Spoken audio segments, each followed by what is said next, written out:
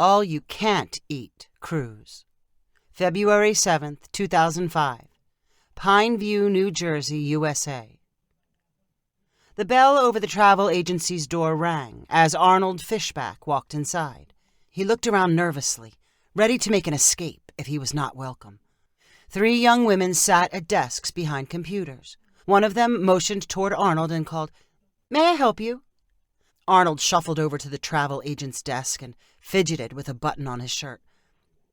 "I was hoping someone could help me with a vacation plan. It's nothing big, so if you're busy, I can go someplace else." "Please sit down. I'd love to help," said the travel agent. "Is this a vacation for you or more of a business trip?" Arnold perched cautiously on one of the plastic chairs in front of the desk. "It's a vacation. Just for me. My wife always talked about going, but she passed away 2 years ago."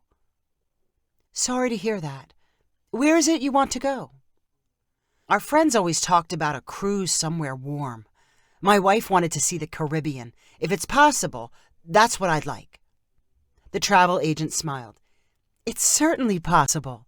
There are all kinds of Caribbean cruises to choose from. Any particular island you want to visit?" "I was hoping you could give me some advice."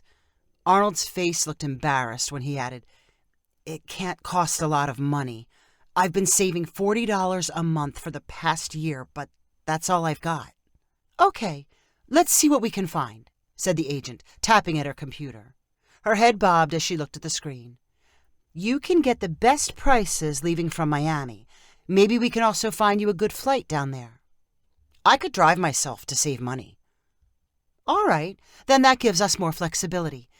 Here's a 7-day trip through the Western Caribbean, visiting 3 different islands. It leaves in late April, which I would recommend. Not too hot. No hurricanes to worry about."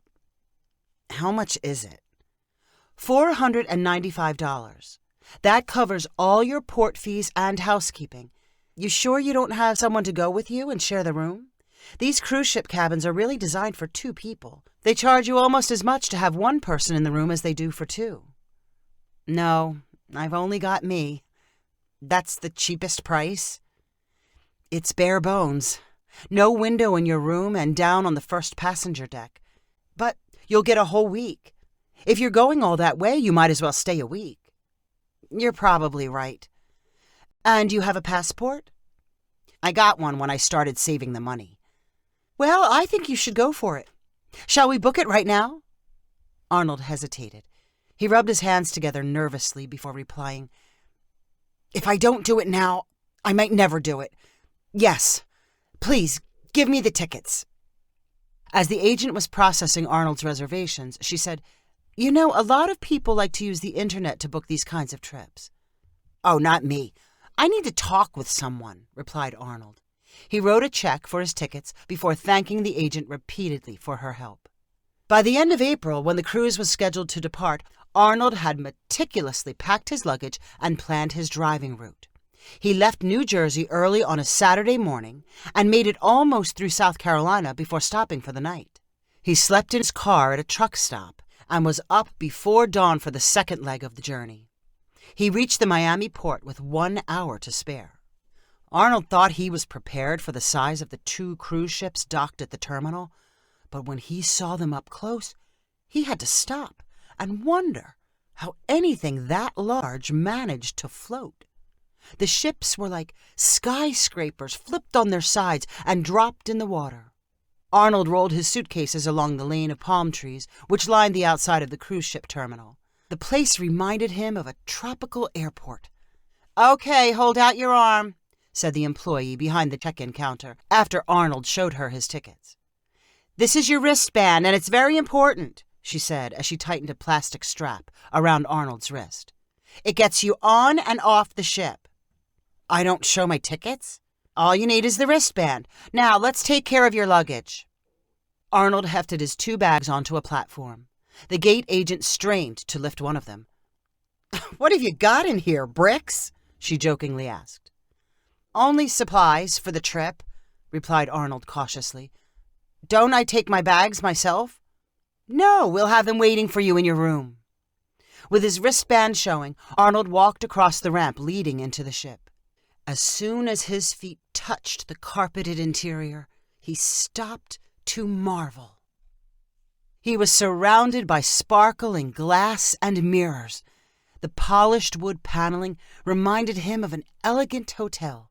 A swarm of passengers followed arrows pointing in every direction. Arnold shuffled in the direction of the open deck. Sunshine poured down on the deck, which towered over the water and dock below. Arnold stared at the Miami skyline and the vast ocean in the distance. Party music played in the background. A crowd gathered to wave at the dock as the ship blew its deep horn and pulled away. Arnold gripped the rail in front of him and felt the tug of adventure pulling him out to sea. The farther from shore they got, the more the crowd around Arnold thinned out. He heard many people say they were hungry and should find something to eat.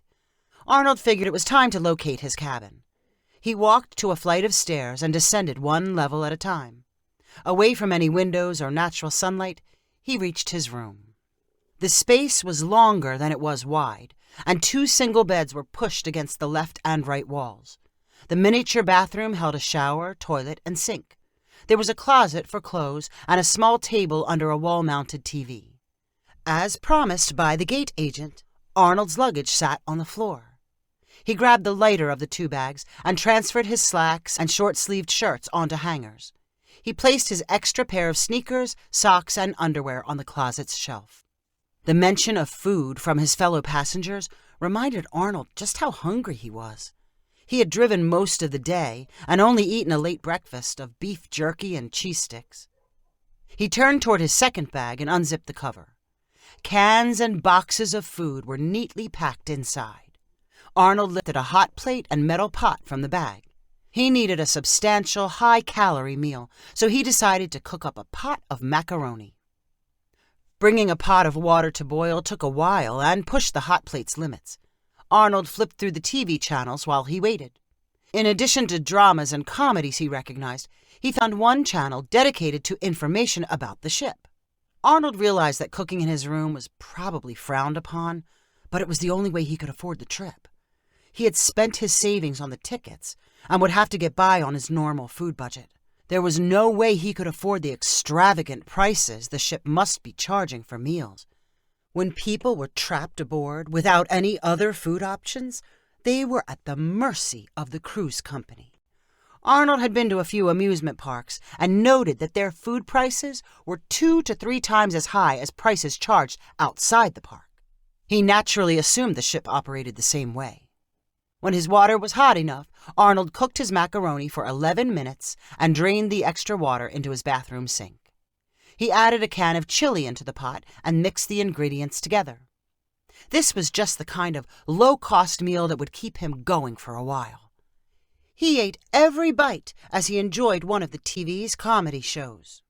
Then he rinsed his spoon and pot thoroughly in the sink and hid them back in his luggage. When Arnold left his room, he was careful to take the empty chili can with him. He slipped it into a trash can he found in the hallway. He did not want someone discovering it in his room and questioning him about bringing his own food aboard. The return trip up to the observation deck took Arnold past restaurants where passengers were enjoying lavish meals. Arnold smiled to himself as he calculated what their bill would likely be by the end of the night. With so many people focused on eating, he had the outdoor deck mostly to himself. He claimed one of the reclining deck chairs and watched couples occasionally stroll past, holding tightly to one another. More than anything, Arnold liked the feeling of the ocean breeze on his face and the way the water churned and swirled behind the boat. He knew his wife would have liked to feel and see it too. They should not have put off the vacation for so long. Everything wonderful he had heard about life at sea had turned out to be true. Arnold stayed outside long after the pastel-colored sunset had faded to black. He spotted lights on the dark, flat horizon that were likely from other ships or tropical islands. Arnold stood up from his deck chair and began a slow, aimless exploration of the interior of the upper decks. He wandered past a theater where posters advertised a live show for that night. You coming to the show? One of the crew asked Arnold as he passed. No. I didn't buy a ticket, Arnold replied. The crew member laughed. You don't need a ticket. Anyone can walk in and take a seat. Arnold was shocked to hear they were giving away entertainment.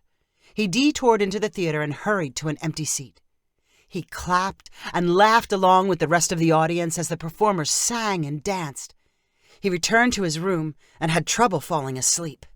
He had not experienced such a wonder-filled day for the past 20 years. Breakfast the next morning consisted of oatmeal cooked on the hot plate. Arnold did not want to waste time in his room with a whole ship to explore, so he was out on deck at first light. He watched the waves and then people around the pool and shuffleboard court. He discovered the ship's library and found a quiet, shaded spot, perfect for getting lost in a mystery novel.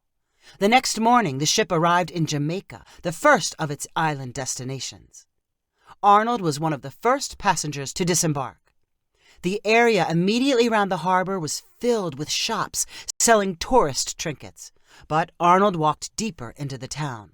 He visited churches and museums and spent a few dollars on a fish lunch in a cafe filled with locals. The meal complemented the crackers and granola bars he carried. Arnold repeated his exploration when the ship landed on the islands of Grand Cayman and Cozumel, Mexico, over the next 2 days. He admired the natives fishing and making handicrafts for sale to cruise passengers. In Cozumel, he paid $5 for a ride to a Mayan ruin in a VW bug. It was fun to communicate using the bits of Spanish he knew. All that walking around the islands hurt his feet, so at night Arnold rested them by catching multiple shows in the ship's theater. Each night, the cast put on the same performance 3 times in a row, and no one seemed to mind that Arnold stuck around. On the night they left Mexico, the crowd in the audience seemed unusually light. Arnold had one more full day at sea to enjoy the ship while they sailed back to Miami. He spent most of his time on the warm exterior deck, soaking up the sun and breezes. Strangely enough, he felt almost alone. The deck chairs, which used to be full on the first days of the cruise, were practically empty. Arnold wondered if many of the passengers had permanently disembarked in Mexico for a longer stay. Perhaps they were completely worn out from their island adventures and were resting in their cabins. Whatever the reason, he was the only person around to watch the final sunset and admire the moon reflected on the dark water. The next morning, in order to make sure he was ready for departure, Arnold was up early cooking oatmeal. He had barely cooled down the hot plate and hidden it in his suitcase when there was a knock at the door. Arnold answered to find a uniformed crew member holding a clipboard. "Good morning, sir. I'm checking on your cruise experience," said the clipboard man. "I had a great time. It was better than I imagined." "I'm very glad to hear that. May I ask about your health and your experience with our onboard dining?" Arnold did not want to lie, and he figured it was too late to be penalized, so he made a confession. "I didn't pay for any of the food in your restaurants. I brought my own." The crew member acted confused. "What do you mean you didn't pay for any food? All your meals were complimentary. This is an all-inclusive cruise." Arnold's face clouded over. "The food was free? You mean I could have eaten as much as I wanted?" "Yes, sir. That's the way modern cruises work." Arnold thought about all the crackers and beans he had eaten, while he could have feasted on steak and lobster. All that food was built into the cost of his ticket. He had wasted half his money. "Is it too late for me to grab something before I leave? Do you have restaurants serving breakfast?" "I'm sorry. All the restaurants are closed. I'm here to explain the norovirus outbreak on board. Nearly everyone who has been eating has complained of food poisoning. I'm here to ask if you need medical attention." "No, I feel fine," replied Arnold, looking dumbfounded. "Everyone else is sick?" "I'm afraid so." "Do I have to stick around or can I get off the ship?" If you aren't feeling any symptoms, you're welcome to leave." Arnold finished packing and dragged his luggage to the exit.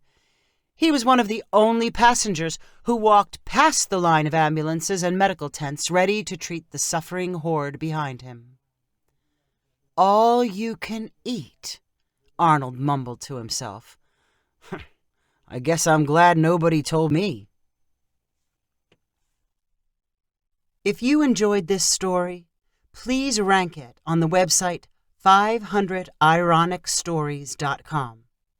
Please subscribe on the website to get weekly updates as new stories are posted. And please share with friends using the convenient links available.